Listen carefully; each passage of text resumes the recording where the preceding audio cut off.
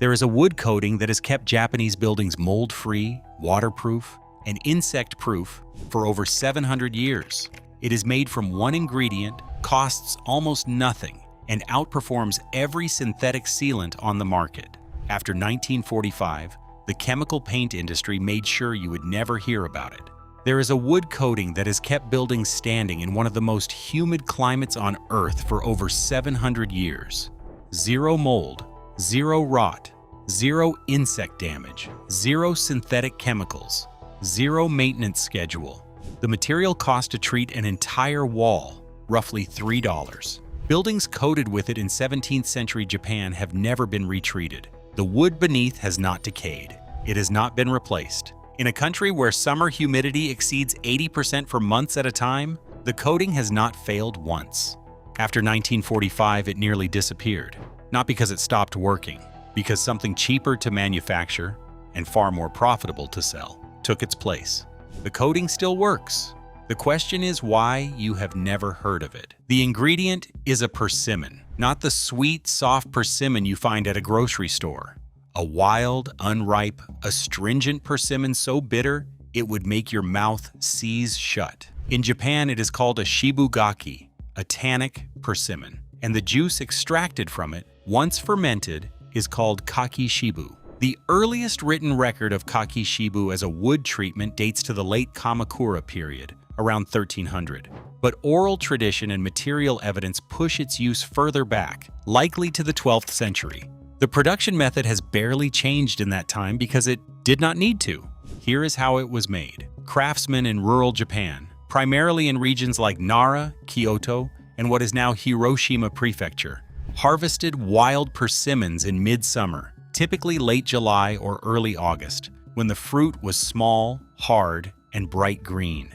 The tannin content peaks before the fruit ripens. Once the sugars develop, the chemistry shifts and the juice loses its protective properties. Timing was everything. The unripe persimmons were crushed whole. Seeds, skin, flesh, nothing was removed.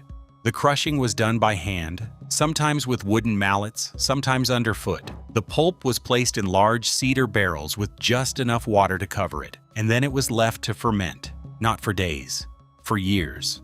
A minimum fermentation of 1 year was considered usable. 3 years was preferred. Some families in Nara maintained barrels that had been fermenting for a decade. The liquid darkened over time, shifting from a pale, cloudy green to a deep reddish brown. The smell was sharp and acidic, unmistakably organic. The consistency was thin, thinner than paint, closer to a strong tea. When it was ready, it was brushed directly onto raw wood in thin coats. No primer, no sealer underneath, no sanding between coats. The craftsman applied one layer, let it dry in sunlight for a day, and applied another. 3 coats was standard. The drying process was part of the chemistry. Exposure to ultraviolet light triggered a polymerization reaction in the tannins that hardened the surface into a water-resistant film. The first coat soaked deep into the grain.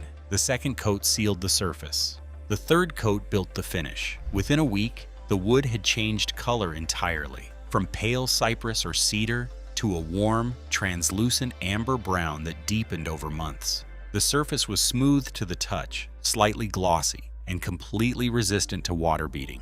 And then the wood stopped rotting, not slowed down, stopped. Buildings treated with kakishibu in Nara Prefecture, some dating to the 1600s, were surveyed by preservation teams in the 20th century. The wood showed no fungal colonization, no soft spots, no discoloration from mold. This is in a region where untreated cedar exposed to the same conditions would begin to decay within 5 to 10 years. The chemistry behind this is not mysterious. It is well understood. It is simply ignored. Kakishibu is extraordinarily rich in condensed tannins, specifically proanthocyanidins derived from catechin and epicatechin units. The tannin concentration in fermented kakishibu ranges from 8 to 25% by weight, depending on persimmon variety, harvest timing, and fermentation duration.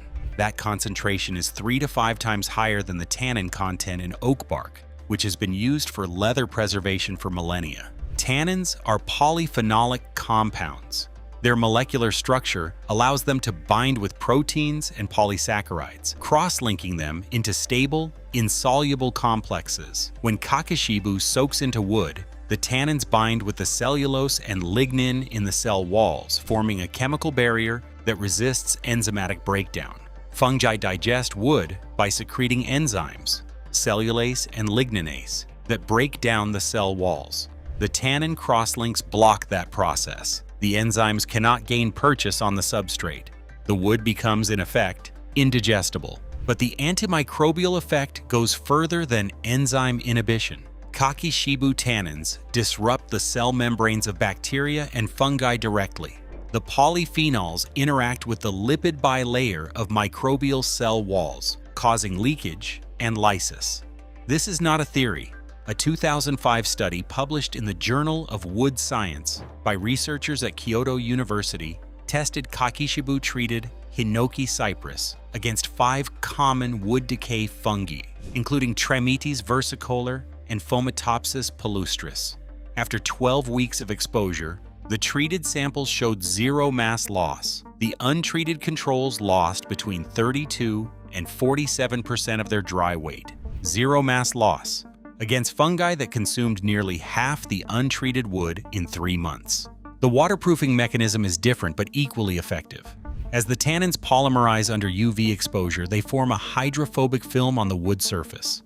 Water contact angle measurements, the standard test for surface water resistance, show kakishibu-treated wood achieving angles between 90 and 110 degrees. For reference, untreated wood typically measures between 40 and 60 degrees. Anything above 90 degrees means the surface actively repels water rather than absorbing it. And then there are the insects, termites specifically. A 2011 study at the Forestry and Forest Products Research Institute in Tsukuba, Japan, exposed kakishibu-treated sugi cedar to Coptotermes formosanus, the Formosan subterranean termite, one of the most destructive wood-eating insects on Earth. The termites refuse to feed on the treated samples. Mortality rates among termites confined with the treated wood exceeded 70% within 3 weeks. The tannins were not just a deterrent, they were lethal. One coating, one ingredient, antimicrobial, waterproof, insecticidal. The material cost for enough kakishibu to treat a standard interior wall, roughly 12 square meters, is the cost of a bag of unripe persimmons if you buy them. If you forage them, it is the cost of your time and a bucket. The proof is not limited to laboratory results. It is standing in plain sight across Japan.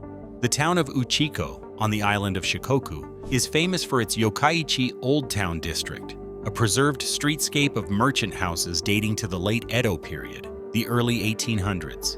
Many of these buildings were constructed with kakishibu-treated wood and kakishibu-dyed washi paper. The wood exteriors face a subtropical climate with summer temperatures exceeding 33 degrees Celsius, humidity regularly above 85%, and annual rainfall over 1,600 millimeters. The treatment has never been reapplied. The wood has never been replaced. In Kyoto, traditional uchiwa fans and washi paper screens have been waterproofed with kakishibu for centuries. Some of these items survive in museum collections, 300 years old, with no fungal damage. On Yakushima, an island south of Kyushu with one of the wettest climates in Japan, annual rainfall exceeding 4,000 millimeters in some elevations, kakishibu-treated fishing nets and boat hulls were standard equipment for generations. Fishermen applied the juice to hemp rope and wooden hulls to prevent saltwater rot. The treatment lasted years in direct ocean exposure. A 2014 survey by the Nara National Research Institute for Cultural Properties examined kakishibu-treated wooden structural members in 7 temple and shrine buildings across the Kansai region. The oldest dated to 1634. Average humidity exposure across all sites exceeded 70% year-round. None of the treated members showed active fungal colonization. Several untreated replacement timbers in the same structures, installed during 20th century renovations, already showed signs of decay. The treated wood outlasted its replacements. After 1945, Japan industrialized rapidly under American occupation and the subsequent economic reconstruction. Traditional building methods were actively discouraged. The new Japan was concrete, steel, and synthetic. The chemical paint and coatings industry, already established in the United States and Europe, entered the Japanese market aggressively during the 1950s. Synthetic wood preservatives, particularly chromated copper arsenate, pentachlorophenol, and creosote, were marketed as modern, efficient, and scientifically superior. They were applied by machine. They came in standardized formulations. They could be manufactured at industrial scale, and they generated recurring revenue because they required reapplication. Kakishibu did not. One application lasted centuries. There was no reapplication market. There was no supply chain. There was no margin. A farmer with a persimmon tree and a bucket was not a customer. The Japanese paint industry grew from a domestic market valued at roughly 60 billion yen in 1955 to over 700 billion yen by 1990. That growth required displacement, and Kakishibu, along with dozens of other traditional coatings, urushi lacquer, Bengara iron oxide, pine tar, was displaced, not by failure, by economics. The mechanism was not conspiracy, it was standardization. As Japan adopted modern building codes modeled on Western frameworks, material specifications increasingly referenced industrial products by type and certification. JIS, the Japanese Industrial Standards, became the gatekeeping system for approved building materials. To receive a JIS certification, a product needed to be manufactured by a registered entity, tested according to standardized protocols, and produced in consistent batches. Kakishibu, by its nature, resists standardization. Its tannin concentration varies by persimmon cultivar, harvest date, and fermentation duration. No two batches are chemically identical. This is not a defect. It is a characteristic of a natural material. But under JIS protocols, variability equals non-compliance. A coating that cannot guarantee a fixed tannin percentage within a defined tolerance cannot receive the stamp. No stamp, no specification. No specification, no architect willing to risk liability by specifying it. No specification in the drawings, no contractor willing to apply it. The product was not banned by name. It was excluded by structure. Meanwhile, the synthetic coatings that replaced it introduced problems Kakishibu never had. Chromated copper arsenate, the most widely used wood preservative in the 20th century, leaches arsenic, a known carcinogen, into soil and groundwater. It was restricted in Japan in 2004 and banned for residential use in the United States in 2003. Pentachlorophenol, another common replacement, was classified as a possible human carcinogen by the International Agency for Research on Cancer. Creosote, still used on utility poles and railroad ties, is a mixture of over 300 chemical compounds, many of them toxic. Kakishibu is made from fruit. It is edible in its raw state, though not pleasant. It contains no volatile organic compounds.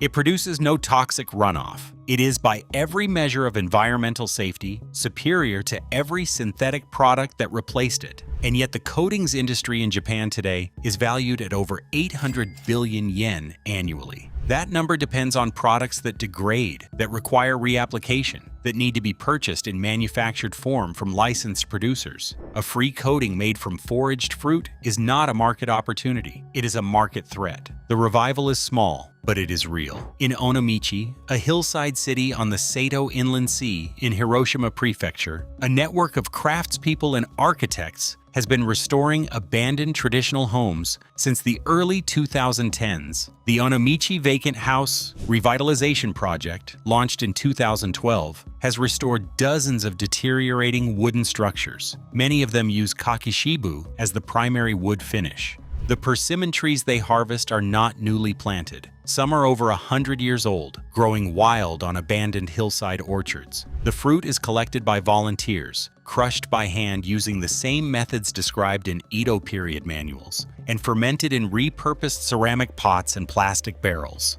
The cost of production is essentially labor. The results are indistinguishable from the treatments found on 400-year-old structures. Architects like Yuta Shimada, who works in the Setouchi region, have begun specifying Kakishibu in residential renovation projects not as a nostalgic gesture but as a performance-driven material choice. In interviews, Shimada has described clients reporting the complete elimination of seasonal mold problems after Kakishibu application. in homes where mold had returned annually despite repeated chemical treatments. In Yoshino, Nara Prefecture, one of the historic centers of Japanese forestry, a cooperative of timber producers, has started offering Kakishibu-treated Sugi cedar as a premium product for export. The treatment is applied before shipping. The price premium over untreated wood is minimal. The demand, particularly from architects in Southeast Asia and Northern Europe, is growing. Outside Japan, small-scale adoption is emerging in South Korea, where traditional persimmon dyeing, called gamsik, shares the same tannin chemistry. Korean artisans have used fermented persimmon juice on cloth for centuries, and the crossover to wood treatment is natural. In the United States, a handful of natural builders in the Pacific Northwest have begun experimenting with kakishibu made from American persimmon, Diospyros virginiana, which grows wild from Connecticut to Texas. The tannin profile differs slightly from the Japanese Diospyros kaki, but early results are promising. You walk into an old machiya in Kyoto on a late August afternoon. The air outside is thick and still, 35 degrees, humidity pushing 90%. Your shirt is damp before you reach the entryway. You step inside and the air changes. The temperature drops, not dramatically, the house is not air-conditioned, but the walls are cool to the touch. You press your palm against the surface and feel the smooth grain of cedar beneath something that is not paint, not varnish, not anything you can name immediately. It has a faint sheen, a deep reddish brown that shifts in the light filtering through the shoji screens. It feels alive, warm in tone, cool in temperature. You lean close, there is no chemical smell, no off-gassing, no synthetic sharpness. What you smell is wood, clean, dry, ancient wood, and behind it something faintly tannic, like strong tea left too long in the sun. It is the smell of tannin, of polyphenols bonded into the grain, of chemistry that happened 3 centuries ago and has not stopped working. You look at the joinery where the wall meets the ceiling. No mold, no dark spots, no discoloration. In a city where summer mold is considered inevitable, where modern apartments sell portable dehumidifiers as essential household appliances, this 300-year-old wall is bone dry. You drag your finger along the baseboard. No softness, no give, no sponginess that signals decay. The wood is as hard and tight as the day it was milled. Outside, the cicadas scream in the heat. Inside, the house is quiet and still and dry, as it was last summer, and the summer before that, and every summer since a craftsman brushed persimmon juice across this surface and walked away. He never came back. He never needed to. The question is not whether kakishibu works. That was settled before the Meiji Restoration. It was settled before the Edo period. It was settled before Japan had a centralized government. 7 centuries of structures in one of the harshest humidity environments on the planet have answered the question. The question is why, in a world that spends over $50 billion annually on wood preservatives and anti-mold coatings, products that degrade, that leach toxins, that require reapplication on cycles of 3 to 10 years, a free, non-toxic, permanent alternative made from fruit is not the global default. The average Japanese homeowner spends between 30,000 and 80,000 yen per year on mold remediation, anti-mold sprays, dehumidification, and coating maintenance. Over a 30-year mortgage, that is between 900,000 and 2,400,000 yen. At current exchange rates, roughly $6,000 to $16,000 for a problem that kakishibu eliminates with a single application, costing the equivalent of a few hundred yen in raw materials. The physics has not changed. Tannins still cross-link with cellulose. Polyphenols still lyse fungal cell membranes. UV light still polymerizes the surface film. Persimmon trees still fruit every summer in Japan, in Korea, in the American South, across Southern Europe, across most of the temperate world. The chemistry is public, the method is simple, the evidence is centuries deep. What changed was who profits from the alternative. And until that changes back, the coating that works forever will remain the one you have to make yourself. There is a building material that insulates, absorbs sound, resists fire, and regulates humidity, all without any synthetic processing. It grows in rice paddies across Asia, and for thousands of years, it was the most common construction material on Earth. Then the concrete industry wrote the building codes. That video is on your screen right now.